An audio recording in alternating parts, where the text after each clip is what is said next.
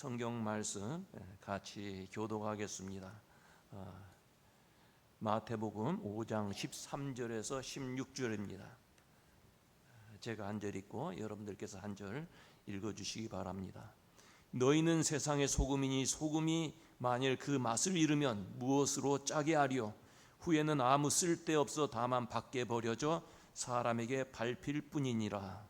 너희는 세상의 빛이라. 산 위에 있는 동네가 숨겨지지 못할 것이요. 사람이 등불을 켜서 말 아래에 두지 아니하고 등경 위에 두나니 이러므로 집안 모든 사람에게 비치느니라. 이같이 너의 빛이 사람 앞에 비치게 하여 그들로 너희 착한 행실을 보고 하늘에 계신 너의 아버지께 영광을 돌리게 하라. 아멘. 오늘 본문 말씀은 마태복음 5장, 6장, 7장에 나오는 산상보훈 중에 한 말씀입니다. 예수께서 그의 사역을 시작하는 초기에, 공생의 초기에 갈릴리 호수 근처에 있는 한 산에 올라가셔서 설교하셨습니다. 그래서 산에서 설교하셨다 그래서 그 말씀을 산상보훈이라고 우리는 부릅니다. 이 산상보훈은 하나님의 자녀들, 예수 믿는 우리들이 이 세상을 어떻게 살아가야 할 것인가, 어떤 믿음의 자세로 살아가야 할 것인가, 세상 사람들에게 주시는 말씀이기보다는 예수 믿는 사람에게, 오늘 우리에게 주시는 말씀입니다. 이 말씀 처음에는 팔복을 말씀하셨어요. 하나님의 자녀들이 받아야 할 8가지의 복이 무엇인가? 심령이 가난한 자 복이 있다고 시작하면서 8가지의 복을 말씀하셨어요. 그리고 6장에는 너희는 기도할 때 이렇게 기도하라. 기도의 중요성과 함께 기도하는 내용을 가르쳐 주셨어요. 그리고 계속해서 성도들이 이 땅에서 어떻게 살아야 할 것인가, 그것을 가르쳐 주시기 위해서 오늘 말씀 빛과 소금에 대한 비유의 말씀을 해주셨습니다. 우리 모두가 잘 아는 말씀이에요. 너희는 세상의 빛이라, 너희는 세상의 소금이라고 말씀하셨어요. 예수께서는 이 세상에 오셔서 사람들을 죽기까지 끝까지 사랑해 주셨습니다. 십자가의 보혈을 흘려주셨어요. 여러분, 다른 사람을 위해서 죽는 것 쉬운 일이 아닙니다. 그러나 나라를 위해서 피를 흘리는 사람도 있고, 또 착하고 선한 사람들, 내 친구를 위해서 피를 흘리는 사람도 있습니다. 그러나 죄인을 위해서 피를 흘리는 사람들은 없어요. 그런데 예수님은 죄인인 우리들을 위해서 십자가에서 보혈을 흘려주셨고, 그리고 하나님 앞에 나와서 예수님을 믿습니다. 그리고 아까 우리가 한 것처럼 자기의 죄를 고백하고 회개하면 그 피로 그 보혈로 우리의 죄를 씻어주시고 구원의 길을 열어주셨습니다. 이런 영생의 복과 은혜를 받은 우리들은 이 세상에서 어떻게 살아야 하겠습니까? 죄인인 나를 위해서 예수께서 보혈을 흘려주시고 구원의 길을 열어주셨어요. 그 은혜를 우리가 받았어요. 그렇다면 우리는 이 세상에서 어떻게 살아야 되느냐는 그런 말씀이에요. 예수님은 빛과 소금이 되라. 오늘은 빛에 대해서 말씀을 나누려고 합니다. 우리가 살고 있는 이 미국, 정말 살기 좋은 나라예요. 이 세계에서 가장 강대국이기도 하지만 여러분, 외국에 여행하다가 미국에 돌아와 보세요. 미국 같은 나라가 없습니다. 특별히 몸이 불편한 장애인들의 천국이 미국이에요. 공공시설의 자동차 주차장을 만들 때도 그 핸디캡 파킹 스페이스를 만들지 아니하면 건축 허가 내주지 않습니다. 제가 전에 교회 건축을 했는데 이 본당 건물을 지을 때 이 강대상에 올라갈 때 우리 교회 지금 여기는 계단이 있잖아요. 근데 새로 짓는 그런 건물들은 이 올라올 때 장애인들이 수레 그거 타고 올라올 수 있는 램프가 있어야 돼. 그거 없으면 건축 허가 내주지 않습니다. 화장실에도 불이 반짝반짝하는 그런 이머전시 라이트가 있어야 돼. 거기 들어갔는데 앞을 보지 못하는 교인이 거기 있는데 갑자기 화재가 나면 무슨 뜻인지 잘 모르고, 또 귀가 안 들리는 사람들 있잖아요. 그럼 번쩍번쩍하면 그걸 보고 빨리 나오라고, 그런 시설을 해야만 건축 허가를 해줍니다.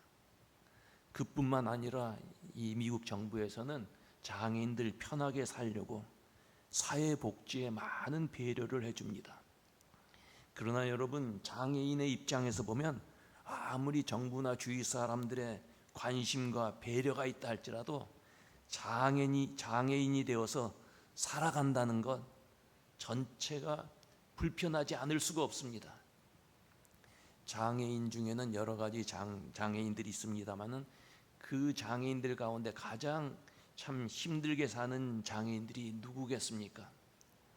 말 못하는 사람도 있고, 듣지 못하는 사람도 있고, 걷지 못하는 사람들도 참 괴롭겠지만, 앞을 보지 못하는 사람들 가장 힘든 장애인일 것이라는 생각을 해봅니다.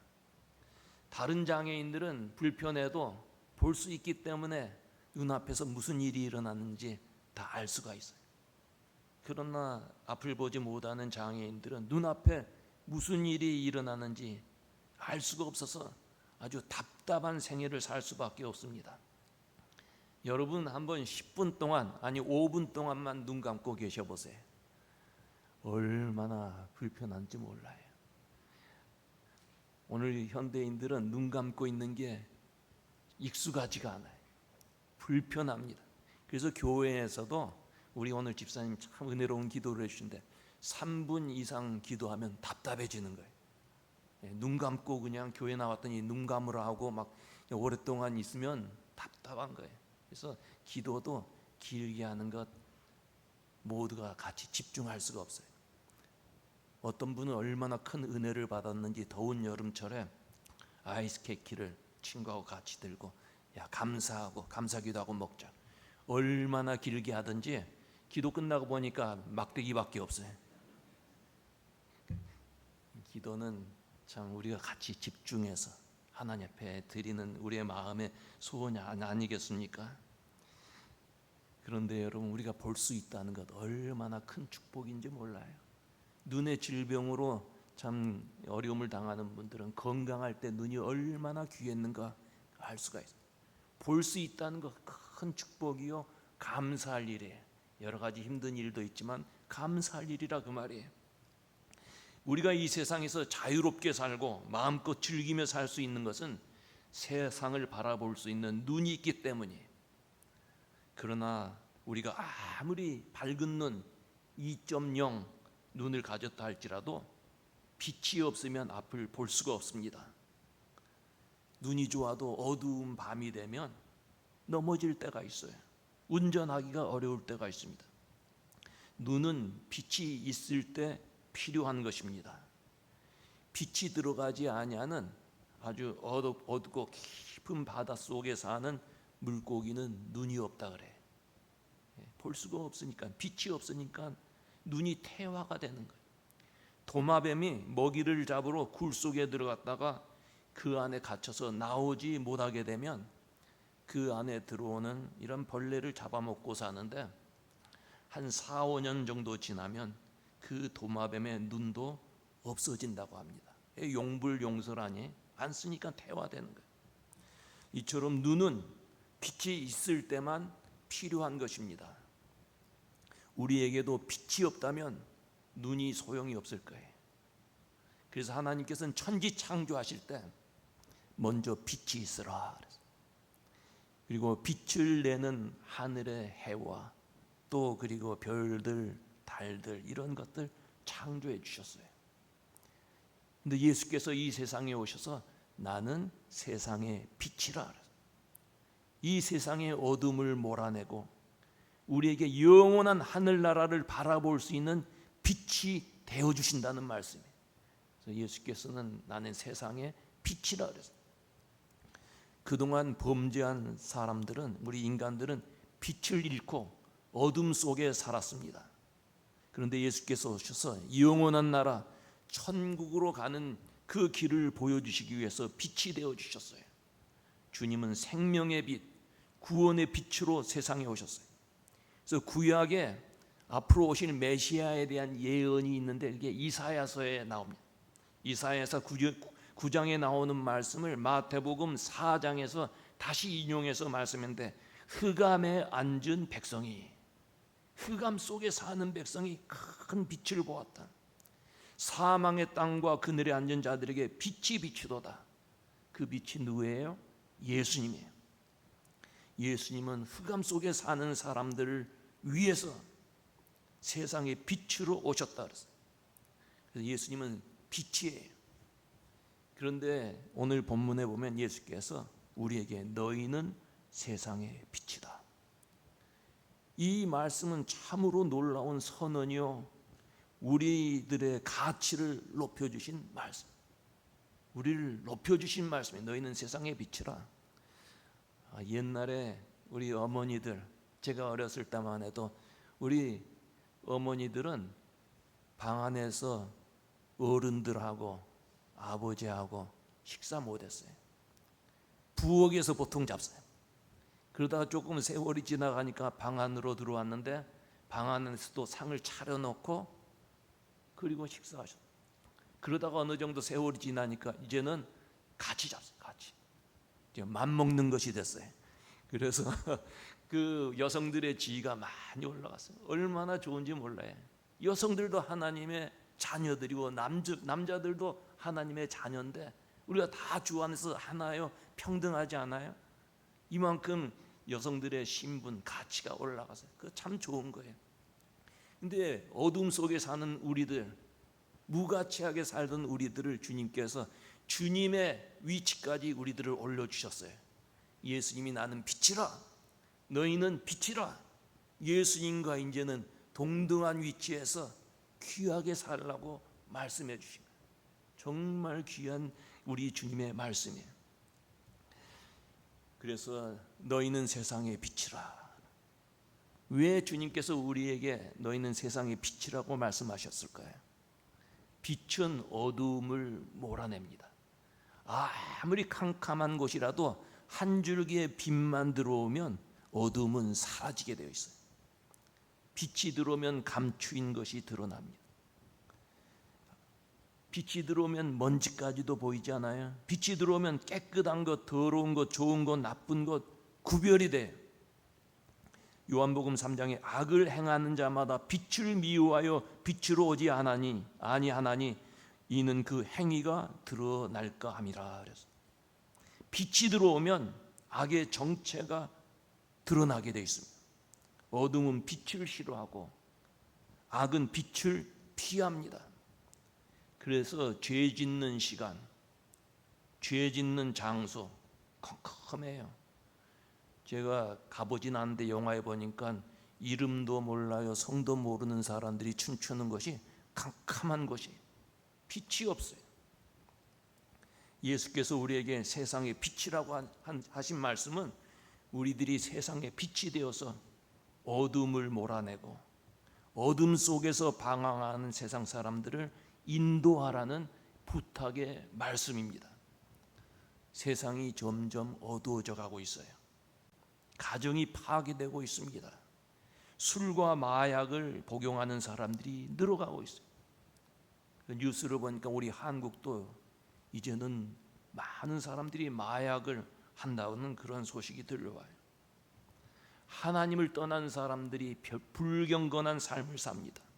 악을 즐겨요. 한국 연속극 보면 불륜 이야기가 얼마나 많이 나오는지 몰라요. 사람들은 이런 연속극을 보면서 대리만족을 해. 자기는 못하니까 대리만족. 죄의식이 사라지는 거예요. 어둠이 지배하는 이런 세상, 악한 영의 미혹을 받은 이 세상에서 사람들은 죄 짓는 줄을 몰라요. 양심이 무뎌졌어요. 이러한 때 주님은 우리에게 세상의 빛이 되라고 말씀하세요. 여러분, 빛은 가려지지 아니하고 반드시 드러나야 합니다. 너희는 세상의 빛이라. 산 위에 있는 동네가 숨겨지질 못할 것이요 사람이 등불을 켜서 말 아래 두지 아니하고, 이 말 아래, 말이라고 하는 것은 홀스 그 말이 아니라 그 옛날에 쌀을 이렇게 재는 말이 있잖아요. 그 말 속에 촛불을 두면 밖에서 캄캄하죠. 말 아래 두지 아니하고 등경 위에 둔다. 거울이 있으니까 빛이 반사돼서 비치잖아요. 이러므로 집안 모든 사람에게 비치느니라 그랬어요. 옛날 유대인들은 접시 모양의 등잔이 있었어요. 거기다 기름을 붓고 심지에 불을 붙여서 선반 위에 올려놓고 방안을 비치게 했습니다. 등불은 반드시 높은 곳에 올려놓아야만 주변을 비칠 수 있어요. 그 당시에 팔레스타인 도시들이나 혹은 이스라엘 사람들이 사는 이런 집들 높은 곳에 세웠고 높은 곳에 지었어요. 그래서 밤이 되어도 높은 지역에 지은 그 집들에서 나오는 빛이 있으면 사람들은 길을 잃어버리지 아니하고 집을 바로 찾아갈 수가 있었습니다. 빛은 어둠을 몰아내고 또 사람들을 인도하는 거예요. 우리들이 세상에 빛이라고 하신 말씀은 어둠을 몰아내고 사람들을 진리의 길로 인도하라는 말씀이에요. 로마서 13장에 사도 바울은 밤이 깊고 빛이 가까웠으니 우리가 어둠의 일을 벗고 빛의 갑옷을 입자 그랬어요. 에베소서 5장에 너희가 전에는 어두움이더니 이제는 주 안에서 빛이라. 빛의 자녀들처럼 행하라. 빛의 열매는 모든 착함과 의로움과 진실함에 있느니라 그랬어요. 세상에 빛이 되기 위해서 빛의 갑옷을 입고 빛의 열매, 선을 행하며 살라는 말씀이에요. 예수께서 너희는 세상의 소금, 빛이라고 했는데 소금과 빛은 서로 특성이 다릅니다. 소금은 음식에 들어갈 때 자신이 녹아져야만 맛을 낼 수가 있습니다. 다시 말해서 소금은 자신이 녹아지고 겸손히 낮아져야만, 자신을 감추어야만 맛을 낼 수가 있습니다. 그러나 빛은 높은 곳에 올려서 자신을 드러내야만 어둠을 밝히는 역할을 할 수가 있습니다. 예수께서 우리에게 세상에 빛이 되라고 하신 말씀은 우리 예수 믿는 사람들의 선행, 아름다운 모습, 이런 것이 감추어지지 않냐고, 그것이 드러나서 빛처럼 드러나서 어둠을 물리치는 사람이 되라고 하신 말씀입니다. 우리의 아름다운 선행이 드러나야 돼요. 미국의 정치가 벤자민 프랭클린, 미국 돈에도 그 얼굴 있잖아요. 이 사람이 과거에 필라델피아에서 살았는데 시민들에게 뭔가 좀 좋은 일을 해야겠다, 선한 일을 해야겠다는 마음이 들었어요. 그래서 밤이 되면 아름답고 좋은 등을 집 앞에 세워서 밝혔어요. 동네 사람들은 이상하게 생각합니다. 집안에 등을 밝혀서 집안을 환하게 하는 것은 이해할 수 있지만 집 밖에다가 등을 세워서 밝히는 것, 이것은 낭비라고 생각했어요. 그러나 시간이 좀 지나가면서 사람들은 깨닫기 시작합니다. 집 밖에 등불을 두니까 밤에 지나가는 사람들이 넘어지지 않고 멀리서도 방향을 알 수 있게 됐어요. 그래서 이것을 좋게 여긴 사람들이 하나 둘 자기 집 앞에 등을 세우기 시작했어요. 길거리가 환해졌어요. 오늘날 가로등의 시작이 바로 이렇게 해서 시작이 된 거예요. 벤자민 프랭클린 한 사람의 불빛으로 인해서 필라델피아 시내뿐만 아니라 이 세상에 지금 어두운 골목이 환하게 밝혀졌어요. 우리는 예수님 말씀처럼 세상의 어둠을 몰아내는 빛이 되어야 합니다. 그런데 여러분, 우리가 세상의 빛이 될 수 있습니까? 우리가 세상에 빛을 비출 만한 빛을 가지고 있느냐, 그 말이에요. 부패한 죄성을 가진 우리에게 세상을 비출 빛이 없습니다. 사람에게서 나오는 빛 제한적이에요. 잠깐 비추다가 곧 흐려지는 빛만 우리가 가지고 있는 거예요. 그렇다면 우리는 어떻게 세상에 빛이 될 수가 있습니까? 우리는 예수님의 빛을 받아서 그 빛을 반사해 줄 때 우리는 세상의 빛으로 살아갈 수 있는 것입니다. 그래서 우리가 세상의 빛이 되려면 먼저 주님의 빛을 받아야 합니다. 주님의 빛을 받으면 얼굴이 밝아져요. 평안하게 됩니다. 주의 빛을 받으면 은혜가 넘쳐요. 스데반이 복음을 전하다가 돌에 맞아 죽을 때 그의 얼굴이 천사와 같다 그랬어요. 여러분, 돌에 맞아 죽을 때 얼마나 고통스러울까요? 그러나 하늘에 계신 주님을 바라봤어요. 주님의 빛이 그에게 비치니까 얼굴이 천사와 같다. 오늘 사랑하는 우리 교우들, 천사의 얼굴을 가지시기를 바랍니다. 잘생기고 못생기가 문제가 아니에요.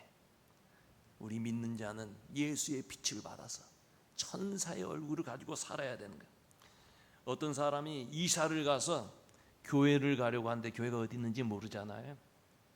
옆집 사람에게 이 주변에 좋은 교회 어디 있느냐고 물었어요. 그랬더니 그 옆집 사람이 가르쳐 줬어요. 그래서 그곳을 찾아가서 예배를 드리고 오는데 집 가까이에 바로 교회가 하나 있었습니다. 그래서 옆집 사람에게 왜 가까운 곳을 알려주지 않냐고, 멀리 있는 교회를 가르쳐 주었느냐고 물었습니다. 이 사람이 나는 교회에 대해서 잘 모릅니다. 그러나 내가 가르쳐준 그 교회 교인들 얼굴 보니까 얼굴이 밝고 아주 친절한 사람들, 아주 예의가 있고 인사성이 밝은 사람들이 있어서 그 교회가 좋은 것 같아서 비록 멀지만 좋은 교회 소개한다고 그 교회를 소개해 주었습니다. 그의 말이 맞습니다. 여러분, 좋은 교회는 어떤 교회입니까? 교인들의 얼굴이 밝아야 돼요. 그냥 막 얼굴에 그 수심이 가득 차고 인상 쓰고 와도 번쩍만쩍하는 교회, 그 좋은 교회 아니에요. 똑같은 교회인데 어느 분이 교회 왔어요. 네, 교인들이 와서 손을 잡아주고 잘 왔다고 인사도 하면 그 교회는 사랑이 많은 뜨거운 교회.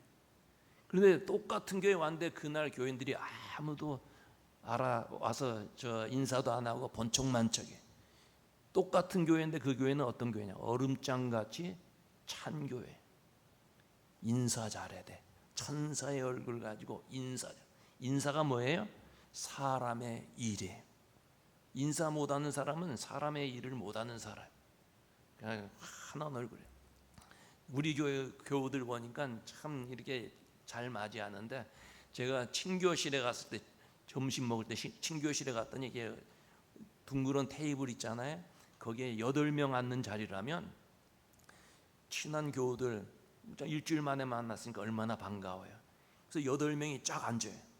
그러면 다른 사람이 거기 가서 앉을 자리가 없어요. 거기에 끼지를 못하는 거예요. 그저 아는 사람끼리만 친교해. 그렇게 하지 말고 8명 앉는 자리면 6명만 앉으세요. 6명만. 2자리 남겨놔요. 그래서 누가 이렇게 오면 여기 와서 앉으세요. 이렇게 맞아줘야 돼.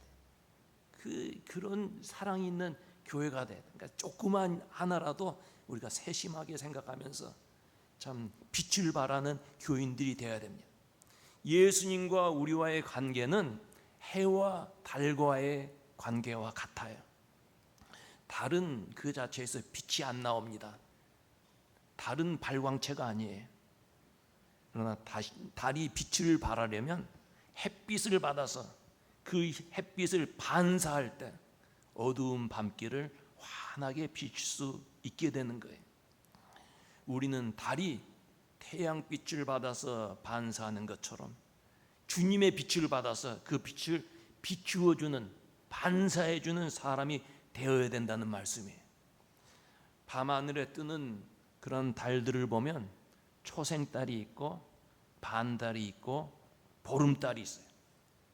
초생달은 달 한쪽 한 구석만 빛을 받아서 반사하기 때문에 희미한 빛을 비춥니다.